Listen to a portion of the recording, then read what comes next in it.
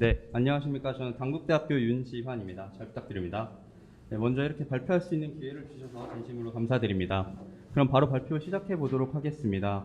제가 오늘 발표할 연구 주제는 웨어러블 센싱을 활용한 철골 작업자의 다양한 하중 운반 요령 결과 보행 안정성과의 상관관계 조사입니다. 다음은 본 발표의 목차입니다. 목차는 서론, 배경, 실험 방법, 결과, 디스커션, 결론 순으로 진행됩니다. 먼저 서론입니다.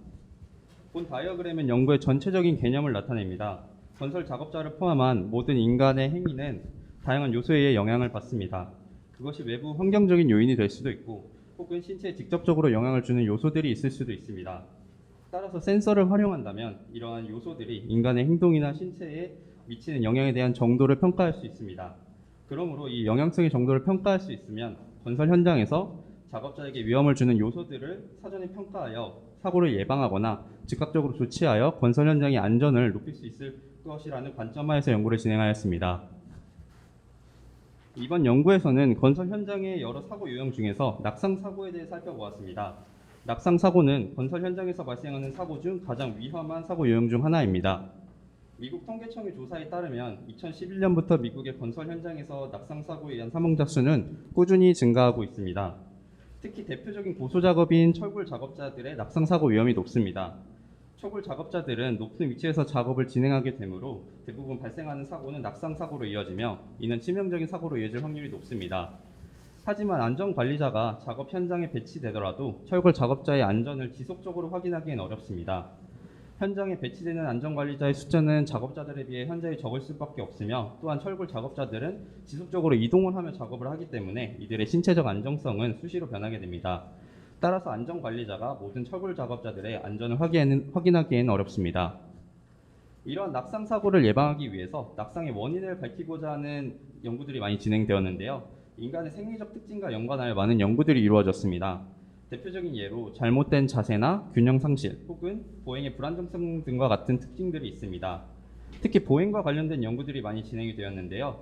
보행은 인간의 가장 기초적인 활동 중 하나로서 보행에 대한 연구는 의료 분야에서 가장 활발히 이루어지고 있습니다. 걸음걸이의 비정상을 판단하거나 스피드 등을 조사하여 병의 유무를 판단하는 등 보행 분석은 다양하게 활용되고 있습니다. 보행은 외부적인 요인과 신체에 직접적으로 작용하는 요인들로 인하여 변동성이 생길 수 있습니다. 외부적인 요인으로는 보행로 등에 위험물이 존재하거나 경사나 미끄러움 등이 있어 신체에 미끄러움 등이 있으며 신체에 직접적으로 영향을 주는 요인으로는 무거운 물체를 들고 보행할 때 일반적인 보행과 차이점이 생길 수 있습니다. 즉 불규칙한 보행이나 불안한 보행이 지속되게 된다면 신체의 안정성 또한 저하된다는 것을 의미하므로 사고의 위험이 높아질 수 있습니다.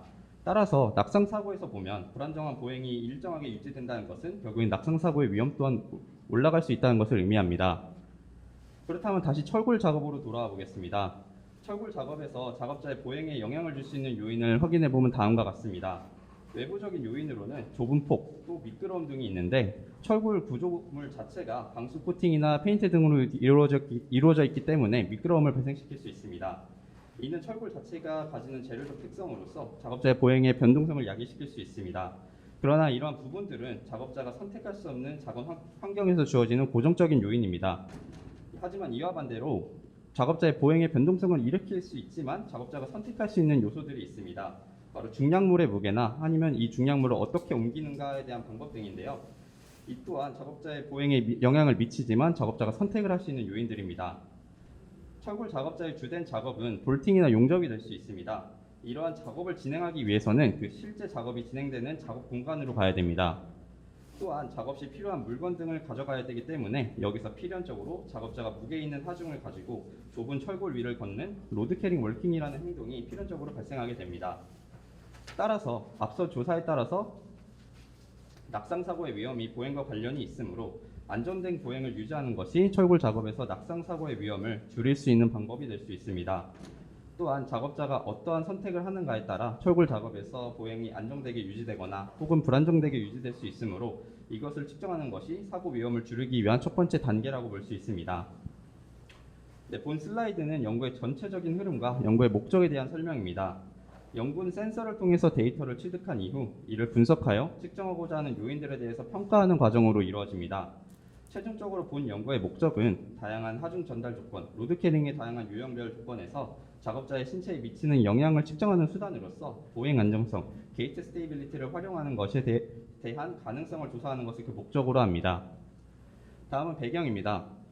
기존의 낙상 연구에 대한 리터러처 리뷰들인데요. 작업자의 낙상을 방지하기 위해서 많은 연구들이 진행이 되었습니다. 주로 사고가 발생했던 위치에 대한 연구나 혹은 전체적인 경향, 사고 유형이나 사고가 발생했던 프로젝트 유형 등을 조사하여 추후 발생 가능한 현장을 예측한다던가 혹은 유형별 예방 대책이나 안전 도구의 강화 등에 초점을 맞췄습니다. 그러나 이러한 방법들은 과거 사건을 기반으로 진행이 됩니다. 그렇지만 건설 현장은 매우 유동적입니다. 따라서 실시간으로 안전을 평가할 수 있는 방법이 필요합니다. 그리고 개별적인 작업, 균형 상실 등에 대해서는 자세하게 설명되지 않았습니다. 그러므로 개별 작업자의 안전에 대한 조치이기보다는 전체적인 프로젝트 개념에서 많은 연구가 진행이 되었습니다. 따라서 이는 실시간으로 발생하는 사고에 대해 늦게 대응이 될 수 있습니다. 앞서 언급한 바와 같이 작업자의 보행은 다양한 로드 캐링과 상호작용이 나타납니다. 따라서 로드 캐링 시 하중의 무게나 옮기는 방법 등과 관련된 차이를 측정하는 것이 본 연구의 주된 과제가 될 수 있습니다. 아래 그림처럼 같은 실험 조건에서 다른 보행 조건을 주었을 때 보행 안정성에 차이가 생길 수 있습니다. 따라서 본 연구의 가설은 IMU 센서에서 수집된 작업자의 보행 안정성의 변화는 하중의 무게, 운방 방법, 운방 시 사용되는 운방 용기 등과 높은 상관관계가 있다라는 것을 가설로 하며 이를 검증하는 과정을 진행합니다. 다음은 실험 설계입니다. 실험자는 총 30명이 모집이 되었고 실험 장소는 현대제철의 천안 제1공장에서 진행이 되었습니다. 총 15가지의 유형의 실험 조건이 주어졌으며 각 실험마다 5번씩 진행이 되었습니다. 아래 그림은 전체적인 실험의 오버뷰입니다. 실제 철골 작업과 비슷한 환경을 구축하기 위해서 H빔을 지면에서 10cm 높이 위에 설치하였으며 안전화나 안전모 등 그리고 볼트 주머니 등을 착용하여 실제 철골 작업자와 유사한 장비를 착용한 이후 실험을 진행하였습니다. 실험은 크게 3가지 차이가 있습니다. 중량물의 무게와 캐링 방법, 그리고 캐링 시 사용되는 용기의 차이입니다. 한손 버켓 캐링 시 사용되는 하중의 무게는 3에서 20까지 총 5가지로 한솔 툴박스 캐링도 이와 같습니다. 양손 캐링 시는 6에서 32kg로 총 5가지입니다. 따라서 토탈 15가지 실험 조건 아래에서 실험이 진행되었고 본 실험에서 한손 캐링이라 하면 한 손에 모든 하중이 집중되어 옮기는 것을 말하며 양손 캐링이라 하면 양손의 하중을 절반씩 나누어 균형을 맞춰 캐링하는 것을 의미합니다. 다음과 같은 과정을 거쳐 작업자의 보행 안전성을 분석하였습니다. 먼저 센서를 통해 작업자의 데이터를 수집합니다. 둘째, 수집된 데이터의 노이즈를 제거하고 보행 사이클을 구분하기 위해서 필터링 작업을 진행합니다. 셋째, 본 연구에서는 다이나믹 타임 월핑이라는 DTW 알고리즘을 주된 알고리즘으로 활용하였습니다. 이를 활용하여 보행 안전성을 분석하였는데 DTW 알고리즘이라 하면 타임 시리즈 간의 유사도를 정량적으로 분석할 수 있는 알고리즘입니다. 각 타임 시리즈 간에 인접한 최소 거리를 찾는 알고리즘으로서 유사도가 높을수록 0에 가까운 수치가 나타납니다. 따라서 기준 보행과 각 실험 조건 보행 사이의 유사도를 분석하여 기준 보행을 안정된 보행으로 하여 각 조건에 대한 보행 안정성을 평가할 수 있습니다. 마지막으로 통계적 기법을 활용하여 앞서 제시했던 가설을 검증합니다. 다음은 결과입니다. 본 그래프는 각 실험 조건별 계산된 DTW 값들의 평균을 나타냅니다. 흰색 막대는 도구 상자, 툴박스 캐링의 한손 DTW 평균값을 나타내며 회색 막대 그래프는 양동이 운반을 나타냅니다.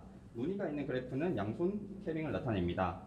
그래프에서 X축에서 T31이라 하면은 툴박스 캐링 3kg 그리고 한손 캐링을 의미하고 B16 보스라고 하면은 버켓 캐링 16kg 그리고 양손 캐링을 말합니다. 계산 결과 한 손의 버켓 캐링 20kg일 때 가장 높은 DTW 평균값을 보였는데 이는 유사도가 떨어진다는 것을 의미합니다. 즉 보행이 가장 불안정했다는 것을 의미합니다. 한 손 운반 시에는 무게가 16kg 이상 진행이 될 때 DTW 값의 변화가 크게 발생을 하였습니다. 반면 양손 캐링은 한 손 캐링보다 상대적으로 낮은 변화를 보였습니다.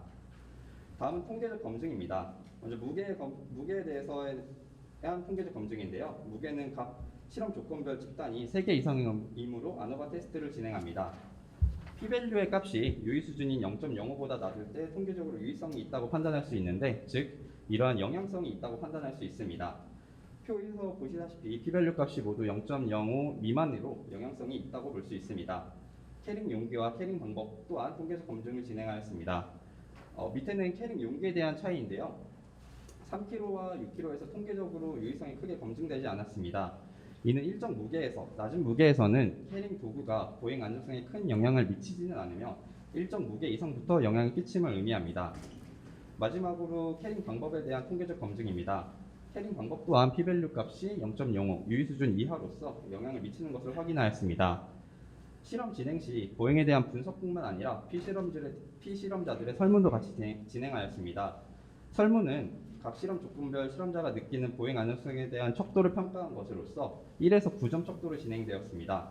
9점으로 갈수록 보행이 불안하다 느꼈다고 판단함을 의미합니다. 주관적인 인식 판단의 결과와 앞서 계산했던 DTW의 상관관계를 조사한 결과 0.92으로 매우 높은 상관관계를 가짐을 확인하였습니다. 따라서 이러한 통계적 검증을 통해서 앞서 제시했던 가설을 검증하였습니다. 다음은 디스커션입니다. 왼쪽은 툴박스 캐링의 한 손을 말하는 거고 가운데는 버켓의 한 손, 마지막 오른쪽은 양손 캐링을 말합니다. 파란 박스를 보시면 DTW의 주관적 인지 등급의 결과와 양손 캐링이 가장 안정된 보행을 가지는 것을 확인할 수 있습니다. 즉 양손에 균등한 무게를 나눠 캐링하는 것이 한 손에 집중하여 캐링하는 것보다 더욱 안정적이다라는 것을 의미하며 이는 신체의 밸런스 등이 안정될 때 보행이 안정적이며 낙상 위험도 낮아질 수 있음을 의미합니다. 빨간 동그라미를 보시면 한 손 버켓 캐링 시 주관적 인지 등급을 나타낸 것입니다. 앞서 DTW의 값과 주관적 인지 등급이 높은 상관관계를 가지는 것을 확인하였습니다. 그러나 위 그래프를 통해서 캐링 용기의 차이가 작업자가 느끼는 불안정감의 차이를 발생시킬 수 있다는 것을 확인하였습니다. 이 부분을 좀 더 자세히 보시면 다음 그림과 같은데요. 같은 무게의 6kg, 10kg에서의 툴박스와 버켓 캐링의 DTW 차이는 매우 적습니다. 툴박스 6kg일 때 DTW는 버켓 6kg에서 상승률은 3.84로 매우 미미하며 10kg일 때도 매우 작은 수치를 보입니다. 그러나 주관적 인지 등급의 차이는 크게 나타났습니다. 6kg일 때는 상승률이 60% 이상이고 10kg일 때는 50% 이상으로 DTW의 상승률과 매우 큰 차이를 보입니다. 이러한 결과는 실제 보행 안정성에서는 큰 차이가 없을 수도 있으나 사용되는 운반 도구가 안에 들어있는 물체를 고정시키지 못할 경우 발생하는 흔들림으로 인해 작업자의 불안성이 증가할 수 있음을 의미합니다. 다음은 개인차에 대한 고려의 필요성입니다. 같은 무게를 운반하더라도 개인의 신체적 차이는 상이하므로 같은 조건에서 신체적 반응의 차이가 존재할 수 있습니다. 따라서 개인차를 고려하여 낙상사고를 예방하기 위해서는 작업자 개개인의 신체적 특성을 파악할 수 있는 모니터링 방법의 개발이 필요할 수 있습니다. 마지막으로 결론입니다. 기존의 낙상 예방 방법은 실시간 모니터링이 어렵다는 점과 개인별 평가가 어렵다는 점에서 제한적입니다. 본 연구는 철골 작업자의 신체에 미치는 영향을 측정하는 수단으로서 보행 안정성을 활용하는 것에 대한 가능성을 제시합니다. 본 연구의 기여는 다음과 같습니다. 첫째, 작업자의 보행 안정성과 여러 로드 캐링 사이의 상관관계를 보여줍니다. 이는 연구에서 제시된 영양 요소들뿐만 아니라 다른 요소의 영향성을 평가할 때도 사용될 수 있을 것으로 생각됩니다. 또한 본 연구에서 제안된 방법은 개별 작업자에 대해서 정량적으로 평가할 수 있으므로 보다 효율적인 평가 방법을 보여줍니다. 마지막으로 철골 공사 중 사고 예방을 위한 사전 예방적인 측정으로 활용할 수 있는 근로자의 신체 균형에 대한 기초 정보의 자료가 될 수 있습니다. 네, 제가 준비한 발표는 여기까지고요. 긴 발표 들어주셔서 감사합니다. 감사합니다. 네. 수고 많으셨습니다.